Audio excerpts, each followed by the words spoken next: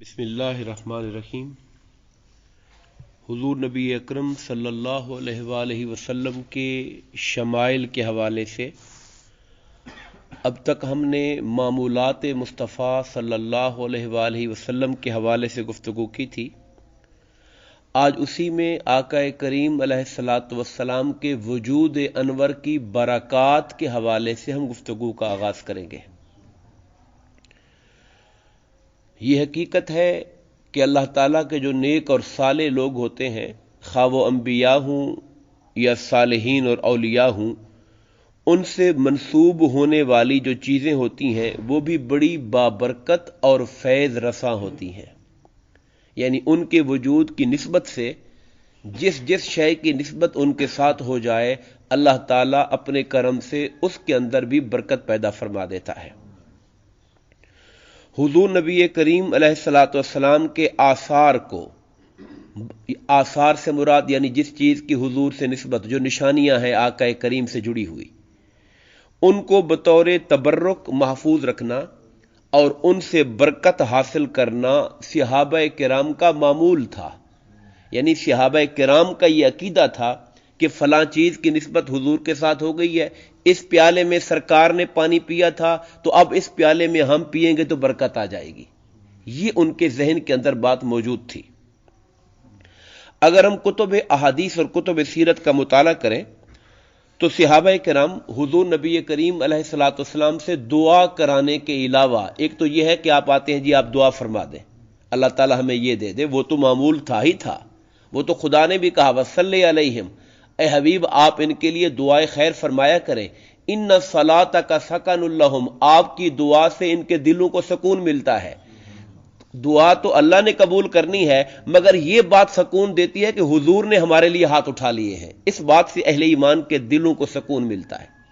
تو دعا کرانے کے علاوہ اور بھی کئی شکلیں تھیں کہ صحابہ کرام آپ کی ذات پاک سے برکت حاصل کرتے۔ مثلا آپ کے دست مبارک کا اپنے اوپر بسا کرواتے، یعنی سرکار کا ہاتھ اپنے پر پھروا، جیسے کوئی بچہ لے گئے اور حضور نے اپنا ہاتھ اس کے چہرے پر پھیر دیا، سرکار نے اپنا ہاتھ مبارک ان کے سر پر پھیر دیا۔ یہ برکت صحابہ حاصل کرتے تھے، اپنے بچوں کو لے کر جاتے تھے۔ اور خود آپ کے جسم اطہر کو تبرکاً مس کرنا، برکت کے لیے حضور صلی اللہ علیہ وسلم کے کندھوں پر ہاتھ رکھ دینا، حضور کے بازو پہ ہاتھ رکھ دینا اور اس کے لیے برکت حاصل کرنا، یہ صحابہ کرام کا معمول تھا اور احادیث پاک اس پر موجود ہے۔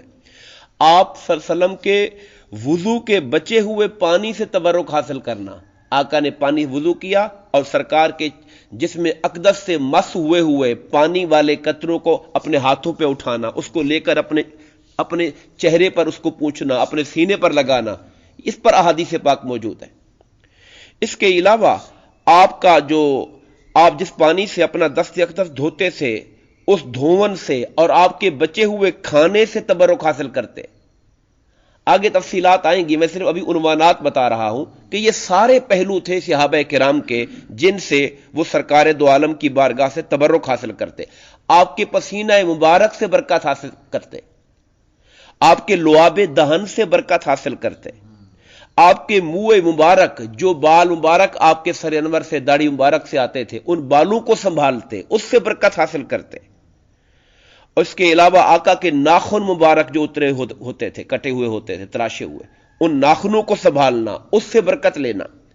آقا کا عصائے مبارک جو ڈنڈا حضور کے ہاتھ میں رہا، اس ڈنڈے کو بابرکت سمجھ کے اسے برکت کے ساتھ لینا اور چھونا۔ سرکار کی انگوٹھی مبارک جو حضور نے پہنی۔ اس کے علاوہ جس بستر پہ سرکار بیٹھے، جس چارپائی پر حضور بیٹھے، جس چٹائی پر سرکار بیٹھے، ہر وہ شے جس سے حضور کی نسبت ہو جاتی تھی، صحابہ کرام اس سے اپنے لیے برکت کا حاصل کرنا اپنی زندگی کا حصہ بنا لیتے تھے اور اس کو معمولات میں شامل کر لیتے تھے۔ اور پھر وہ صرف جو چیزیں آگے چلنے والی ہوتی تھی اسے آگے اپنی اولادوں کو وصیت کر کے منتقل ہوتے تھے۔ کئی صحابہ کرام کی روایات ملے گی، اپنی موت کا جب وقت آیا تو کہا یہ سرکار کا ناخن مبارک ہے، اسے میری زبان کے نیچے رکھ دینا جب میں مر جاؤں۔ یہ سرکار کا ڈنڈا حضور نے مجھے دیا تھا، جب مر جاؤں میرے کفن کے ساتھ قبر میں رکھ دینا میرے ساتھ۔ ایسی بہت سی روایات موجود ہیں جن کا ذکر ہم انشاءاللہ ساتھ دروس میں کریں گے۔ آج پہلی بات جس پہ تفصیل سے بات کریں گے سرکار کے ہاتھ اور پاؤں مبارک سے حصول برکت.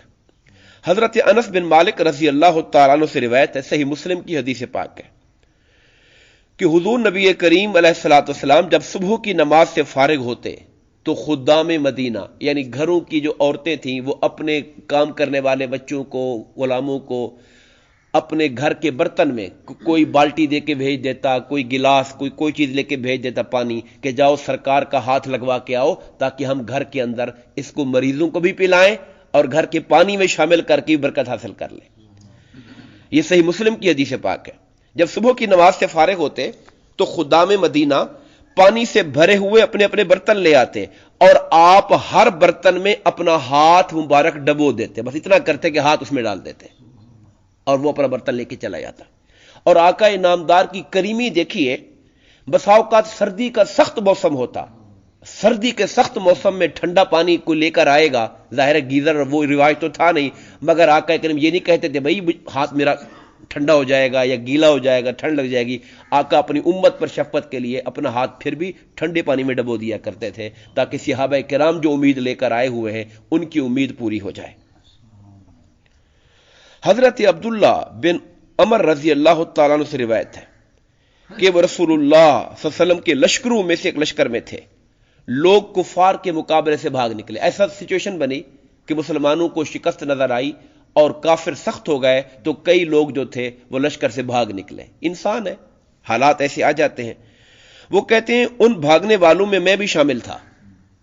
عبداللہ بن عمر رضی اللہ تعالیٰ عنہ کہتے ہیں میں بھی شامل تھا. ہم بھاگ کے سائڈ پہ ہو گئے، پھر جب پشیمان ہوئے، شرمندہ ہوئے کہ یار ہم نے کیا کیا، ہم تو میدان جہاد سے پیٹھ پھیرنے والے بن گئے. تو سب نے واپس مدینہ جانے کا مشورہ کیا اور عزم مصمم کیا دل میں کہ اگلے جہاد میں ضرور شریک ہوں گے. وہاں جا کر ہم نے رسول اللہ صلی اللہ علیہ وسلم کے پاس جانے کی تمنا کی اور خود کو آپ کے سامنے پیش کر دیں. ہم نے سوچا کہ جائیں گے، جو غلطی تو ہم سے ہو گئی ہے مگر ہمارے پاس اور کیا رستہ ہے، واپس جائیں سرکار کی بارگاہ میں جا کر اپنے آپ کو پیش کر دیں اور آقا کریم جو حکم فرمائے ہم مان لیں. سرکار اگر ہم سے کہہ دیں توبہ قبول کر لیں تو ہم مدینے میں ٹھہر جائیں گے، ورنہ سرکار اگر کہیں گے چلے جاؤ تو ہم کہیں اور چلے جائیں گے. یہ بہت بڑا ایک جرم تھا کہ آپ میدان جنگ سے پیٹ پھیر کے بھاگ گئے. وہ کہتے ہم آقا کی بارگاہ میں گئے اور ہم نے جا کے عرض کی یا رسول اللہ نحن الفرارون، ہم بھاگنے والے لوگ ہیں. جا کے ہم نے سیدھا اپنا قصور پیش کر دیا، نحن الفرارون، ہم فرار ہونے والے بھاگنے والے لوگ ہیں. اب سرکار کی کرم نوازی دیکھیے، شان رحمت دیکھیے.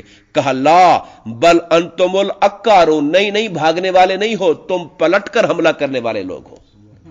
سرکار نے ان کی دل جوئی کی، ان کا حوصلہ بڑھا دیا. وہ پریشان تھے کہ ہم بھاگے ہوئے لوگ ہیں، خدا جانے پناہ دیں یا نہ دیں، مگر سرکار نے یہ کہہ کر ان کا حوصلہ بڑھا، بھاگے نہیں ہو تم تو پیچھے ہو کر پھر واپس پلٹ کر حملہ کرنے والے لوگ ہو. کہتے ہم نے یہ سننا تھا، ہم آگے ٹوٹ پڑے اور سرکار کے ہاتھ کو چومنے لگے، حضور کے پاؤں کو چومنے لگ گئے ہم. اور اس طرح سرکار نے فرمایا انا فیۃ المسلمون، میں مسلمانوں کی پناہ گاہ ہوں، اگر میں مسلمانوں کو پناہ نہیں دوں گا تو پھر اور کون پناہ دے گا ان کو. یہ کچھ احادیث پاک تھیں جن کا ہم نے آغاز کیا ہے آقا کریم علیہ الصلوۃ والسلام کی برکات کے حوالے سے. اس پہ انشاءاللہ گفتگو آگے چلتی رہے گی. اللہ تعالی ہمیں آج بھی حضور نبی کریم علیہ الصلوۃ والسلام کی نگاہ کرم سے نوازے اور آقا کی نگاہ کے صدقے سے دنیا اور آخرت کی خیر عطا فرمائے. آمین. وما علینا الا البلاغ المبین.